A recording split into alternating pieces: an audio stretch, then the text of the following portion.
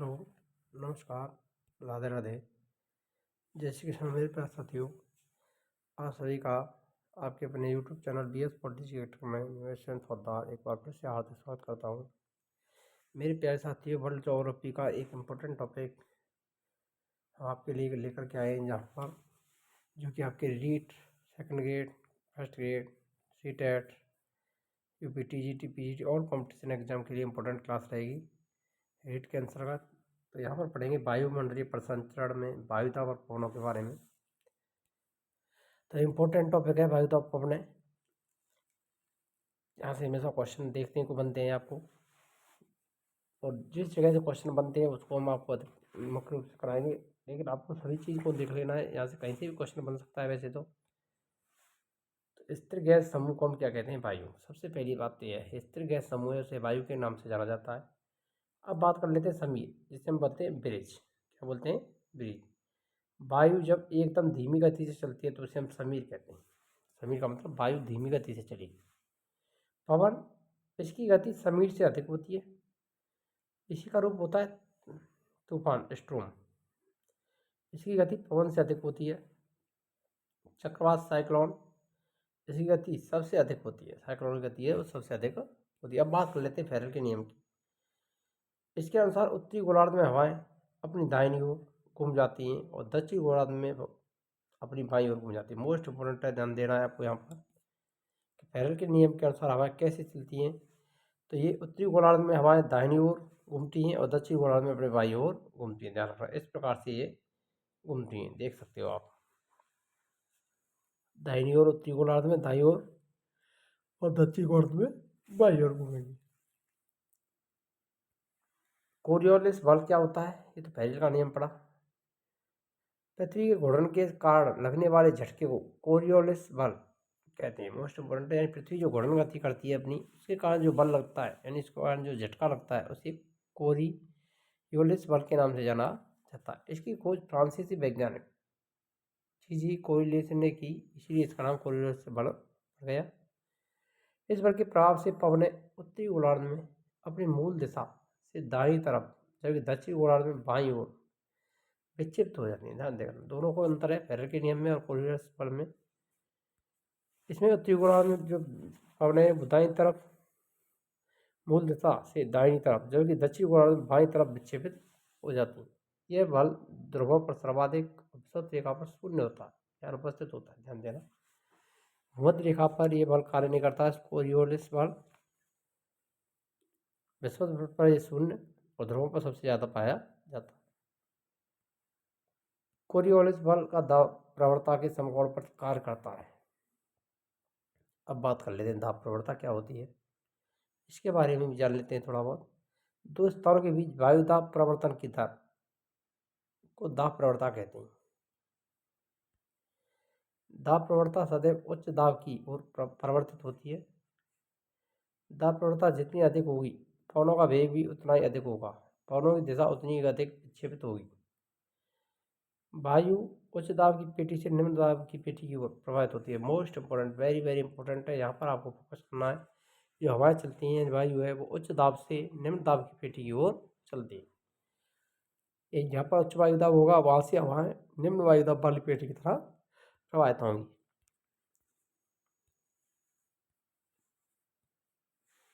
पवनों का वर्गीकरण समांगी, मौसमी, स्थानीय, तीन भागों में बांट सकते हैं। अब इनको भी अलग अलग भागों में बांटा है। समांगी पवनों को व्यापारिक पवनें, पछुआ पवनें, प्रवाह पवनों के नाम से जाना जाता है। मौसमी पवन समीर और मानसून, स्थानीय परम गर्म और ठंडी। समांगी पवन स्थायी पवन या प्रचलित पवनें। वैसी पवनें जो वर्ष भर पृथ्वी पर एक निश्चित दिशा में चलती है, उन्हें समांगी या प्रचलित पवन कहते हैं। एक वर्ष भर इनकी दिशा एक ही रहती है। इस प्रकार की पवनें तीन प्रकार की हैं: व्यापारिक, समांगी पवनें, पछुआ पवनें, ध्रुवीय पवनें या प्रवाह पवनें। तो व्यापारिक पवनों के बारे में जानते हैं पहले। ये दोनों गोलार्ध में ऊपर उच्च दाब 30 डिग्री से 35 डिग्री की पेटी में, ध्यान रखना, व्यापारिक पवनें 30 से 35 डिग्री की पेटी के अंतर्गत पाई जाती हैं, जैसा कि आप यहाँ पर देख सकते हैं। 30 नॉर्थ और 30 साउथ, तो यहाँ पर कौन सी पवनें कार्य करती हैं? व्यापारिक पवनें। उत्तरी पूर्वी व्यापारिक पवनें उत्तर में, दक्षिण पूर्वी व्यापारिक पवनें दक्षिण।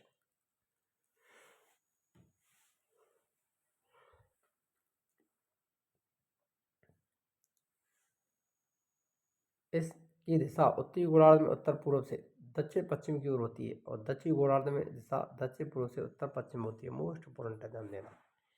यहाँ से आपको वेरी वेरी इंपॉर्टेंट फैक्ट है, यहाँ से हमेशा क्वेश्चन बनता है कि व्यापारिक पवनें हैं उनकी दिशा कैसी होती है। तो उत्तरी गोलार्ध में उत्तर पूर्व से चलेंगी ये, उत्तर पूर्व की तरफ से, और किधर आएंगी?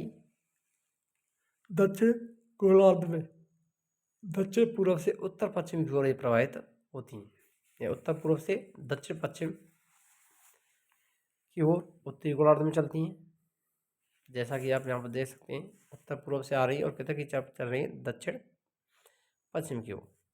नीचे दक्षिण गोलार्ध की बात करेंगे तो ये पवनें दक्षिण पूर्व से चलती हैं, दक्षिण पूर्व से चलेंगी और उत्तर पश्चिम दिशा की ओर प्रवाहित होती हैं। इधर की तरफ देख सकते हो आप, यहाँ पर दोनों ही पवनें यहाँ पर क्लियर हो चुकी हैं आपकी। तो यहाँ से आपका क्वेश्चन बने तो वो आपका गलत नहीं होना चाहिए कि व्यापारिक पवनों की दिशा कैसी होती है उत्तरी गोलार्ध में। तो उत्तरी गोलार्ध में रहेगी आपकी उत्तर पूर्व से दक्षिण पश्चिम और दक्षिणी गोलार्ध में रहेगी दक्षिण पूर्व से उत्तर पश्चिम।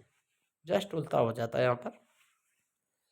इनको व्यापार या वाणिज्यिक पवन भी कहते हैं क्योंकि यूरोप के व्यापारी इन्हीं पवनों के सारे समुद्री व्यापार के लिए जाया करते थे। व्यापार पवनों को प्रवाह पवन के नाम से भी जाना जाता है। पर उच्च वायुदाब केंद्र नीचे यहाँ पर उच्च वायुदाब केंद्र ध्रुवीय निम्न वायुदाब पेटी 60 डिग्री उत्तर और 60 डिग्री दक्षिण। उच्च दाब क्षेत्र 30 से 35 के बीच व्यापारिक पवनें दक्षिण पूर्वी और उत्तर पूर्वी व्यापार पवनें। बीच का जो क्षेत्र है वो ITC जेड कहलाता है, विश्व के निम्न वायुदाब का क्षेत्र होता है। तो निम्न वायुदाब की तरफ हवाएं चलती हैं।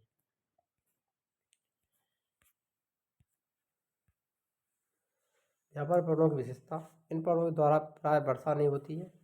सबसे पहले ये पवन 30 डिग्री उत्तरी और दक्षिण अक्षांश से भूमध्य रेखा की ओर चलती हैं, जिसके कारण इन पवनें अत्यधिक गर्म और शुष्क हो जाती हैं।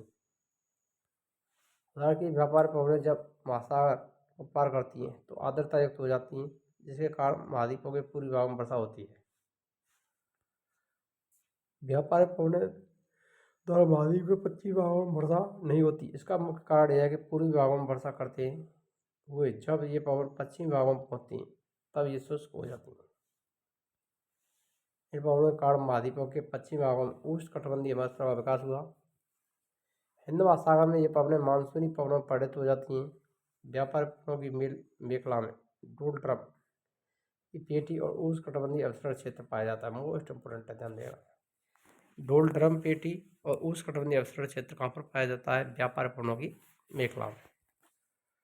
तो आइए डोलड्रम को समझते हैं। तो डोलड्रम का जो क्षेत्र है विषुवत रेखा के दोनों 5 डिग्री अक्षांशों तक निम्न वायुदाब का क्षेत्र पाया जाता है, ध्यान रखना, मोस्ट इंपोर्टेंट है।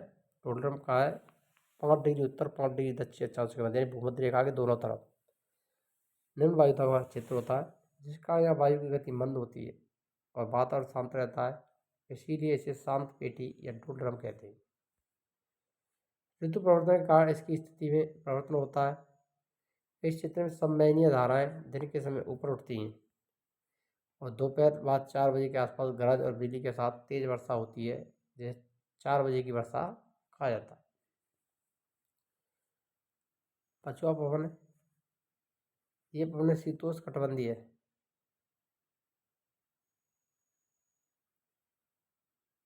ये पवन शीतोष्ण कटिबंध में चलती हैं। उपोष्ण उच्च दाब की पेटी से निकल करके उपध्रुवीय निम्न वायुदाब की पेटी को प्रभावित होती हैं। इनकी दिशा उत्तरी गोलार्ध में दक्षिण पश्चिम से उत्तर पूर्व और दक्षिणी गोलार्ध में उत्तर पश्चिम से दक्षिण पूर्व की ओर होती है। तो यहाँ पर आप देख सकते हैं आगे स्थिति पछुआ पवनें और ध्रुवीय पवनें। उच्च दाबीय क्षेत्र उत्तर में और दक्षिण में दोनों में रहेंगे। यहाँ पर पछुआ पवनें 60 डिग्री से 30 डिग्री अक्षांशों के मध्य चलती है, याद रखना। यहाँ पर आ ही रहा है। तो इनके मध्य जो हवाएं चलती हैं उनको आप देख सकते हैं, बहुत ही इम्पोर्टेंट है। उत्तरी गोलार्ध की अपेक्षा दक्षिणी गोलार्ध में पवनों का प्रभाव अधिक स्थायी और निश्चित है। इसका सर्वश्रेष्ठ विकास 40 से 65 डिग्री अक्षांशों के मध्य हुआ है, मोस्ट इम्पोर्टेंट है। दक्षिणी गोलार्ध में 40 से 65 डिग्री अच्छी अक्षांशों के मध्य इसका विकास हुआ सबसे ज़्यादा। दक्षिणी गोलार्ध में भूमि की कमी के कारण पछुआ पवनों के मार्ग में कोई अवरोध नहीं है। इस कारण पवनें यहाँ बेकरार रूप ले लेती हैं। अलग अलग अक्षांश पर मछुआरों ने इसको अलग नाम दिए, जैसे 40 डिग्री पर गरजता 40, 50 पर प्रचंड या भयंकर 50, 60 पर चीरता 60।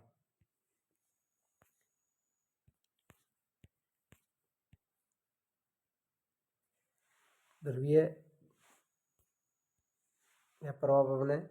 ये पवन शीत कटबंध में चलती है, जो ध्रुवों से उपध्रुवीय निम्न दाब की पेटी की ओर प्रवाहित होती हैं। ये व्यापार पवनों को समानता रखती हैं। उत्तरी गोलार्ध में इनकी दिशा उत्तर पूर्व से दक्षिण पश्चिम की ओर होती है। उत्तरी गोलार्ध की बात करेंगे तो दिशा कहाँ रहेगी? उत्तर पूर्व से दक्षिण पश्चिम।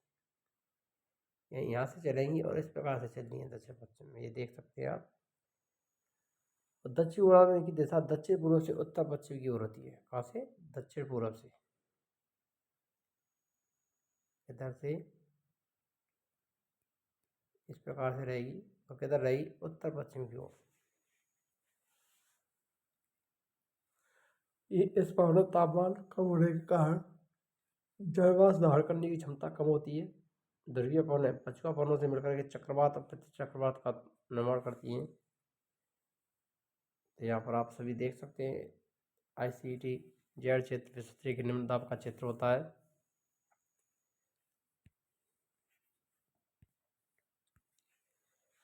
प्रवाही पछुआ व्यापारिक पछुआ प्रवाह, इस प्रकार से इस डायग्राम के अंतर्गत ये पवनें चलती हैं और हमेशा उच्च दाब से निम्न वायु दाब की ओर चलती है। मौसमी पवनें सामयिक पवनें, वैसे पवन जो किसी खास मौसम में चले और मौसम पवन कहलाती है। इन्हें भूमंडलीय पवनों का रूपांतर माना जाता है। ये दो प्रकार के समीर और मानसूनी। समीर मंद गति से चलने वाली हवाओं को समीर कहते हैं। समीर 4 प्रकार की होती है। सागरीय समीर, यह दिन के समय समुद्र सागर से स्थल की ओर चलती है। ध्यान रखना, सागरीय समीर कहाँ से चलेगी? स्थल से समुद्र की ओर।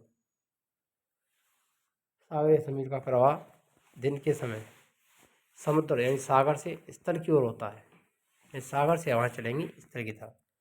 दोपहर के समय अधिक तापमान का स्थलीय सतह पर निम्न वायुदाब और जलीय सतह पर अपेक्षाकृत उच्च वायुदाब का विकसित होता है, जिससे सागरीय समीर की उत्पत्ति होती है। इसका प्रभाव दोपहर से सूर्यास्त तक होता है।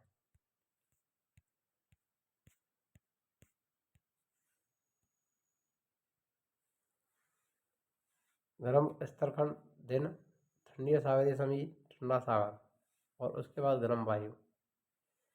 स्थल समीर, ये रात के समय स्थल से समुद्र की ओर चलती हैं। इन पवनों की उत्पत्ति स्थल और जलीय सतह पर गर्म और ठंडा होने से होती है। इनकी उत्पत्ति सूर्यास्त के पश्चात होती है। सूर्यास्त के पश्चात स्थलीय सतह से तीव्र विकिरण सतह के शीतलन के कारण उच्च ताप का और जलीय स्तर पर निम्न ताप का विकास होता है।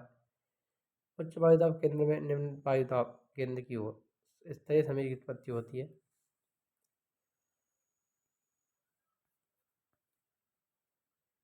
पर्वत समीर, ये पवन रात के समय पर्वत घाटी से की ओर चलती हैं। कहाँ से? पर्वत से घाटी की ओर, मोस्ट इम्पोर्टेंट है, इसलिए इनको पर्वतीय समीर कहते हैं। पर्वत से घाटी की ओर चलेंगी। रात के समय पर्वत की चोटियों पर अधिक ऊंचाई के कारण हवा ठंडी और भारी हो जाती है। इसका ये पर्वतीय ढाल के सारे घाटियों की तरफ गति करती हैं।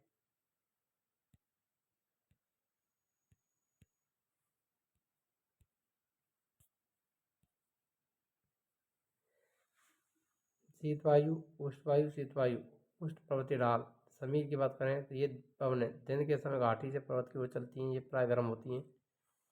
पर्वतीय स्तरीय क्षेत्र ऊपर होते हैं, अतः पर्वतीय स्तरीय समीर रात में चलेंगी। रात के समय ऊंचाई पर स्थिति। मानसूनी पवन, मौसम से उत्पत्ति हुई है, इसका अर्थ होता है पवन है।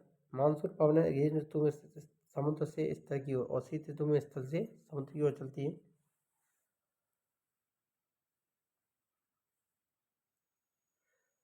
इनकी उत्पत्ति कणों व बकटिका के बीच व्यापार पवनों की पेटी से होती है। मानसूनी पवन वायुमंडलीय पवन व्यवस्था स्थायी काव्य पारस्परिक क्रिया का परिणाम है। इसके अंतर्गत धातु और चुंबन दोनों में विघटित घटित होने वाली क्रिया शामिल आती हैं। मानसूनी पवनों का प्रभाव भारत, बांग्लादेश, पाकिस्तान, म्यांमार, लंका, अरब सागर, बंगाल की खाड़ी, दक्षिण पूर्वी एशिया, उत्तरी ऑस्ट्रेलिया, चीन, दक्षिणी चीन, जापान इनकी सबसे आदर्श दशाएं मिलती हैं।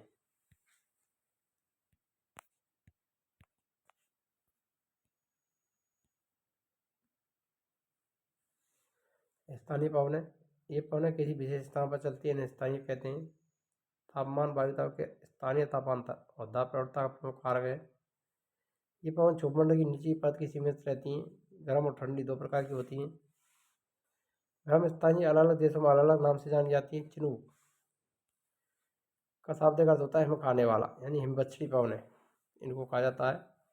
ये पेरी मैदान में चलती हैं। इनके आने से बर्फ पिघल जाती है, इसलिए इन्हें हिमबछड़ी पवन के नाम से भी जाना जाता है। कहाँ चलती है? पेरी मैदान में। चारागाह की अच्छी होती हैं। संयुक्त राज्य अमेरिका, कनाडा में रुख के पूर्वी ढाल से प्रभावित होती हैं। हर्बट्टर, ये पवन उत्तर पूर्व से होकर के सहारा मरुस्थल की ओर चलती है। ग्वाना तट पर प्रवेश करती है। वो उष्ण आर्द्र हवा से राहत प्रदान करती है। ये इनके श्वासवर्धक भी कहते हैं, इसलिए इन पवनों को डॉक्टर पिंड के नाम से भी जाना जाता है। हर्बट्टर फोन, ये गर्म शुष्क पवन है। स्विट्जरलैंड में आल्प्स पर्वत पर चलती है। आने से अंगूर की फसल को सर्वाधिक लाभ मिलता है, जिसके कारण ये जल्द पक जाती है।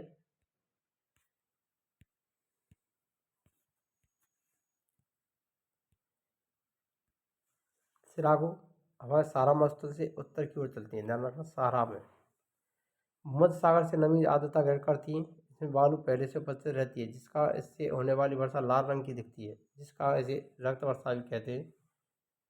मिस्र में इस पवन को खमसेन, लीबिया में गिबली, ट्यूनीशिया में चिली के नाम से जाना जाता है। ध्यान रखना, सिरागो पवनें सहारा मरुस्थल में चलेंगी। खमसेन मिस्र में, लीबिया गिबली में और ट्यूनीशिया में चिली। लू, गर्म शुष्क धूल भरी पवन भारत के उत्तर मैदान में मई जून के महीनों में चलती है। भारत की स्थानीय पवन का सबसे अच्छा उदाहरण लू है। आइए अब प्रमुख पवनों को एक बार देख लेते हैं, कौन कौन सी प्रमुख पवनें हैं।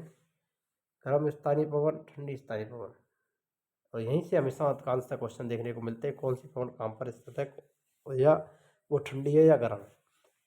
तो खमसेन मिस्र में, काल वैशाखी बंगाल में, धूल भरी आंधी Punjab, nor'wester New Zealand, fielder Australia Victoria प्रांत में, ब्लैक रोलर उत्तरी अमेरिका के मैदानों में, सांता आना अमेरिका का कैलिफोर्निया, शामल इराक, शिमूम अरब प्रायद्वीप, सामून इराक, जोंडा अर्जेंटीना, इसे शीत पवन भी कहते हैं, यामो जापान में, हबूब उत्तरी सूडान खार्तूम में, काराबरान मध्य एशिया के तारिम बेसिन में।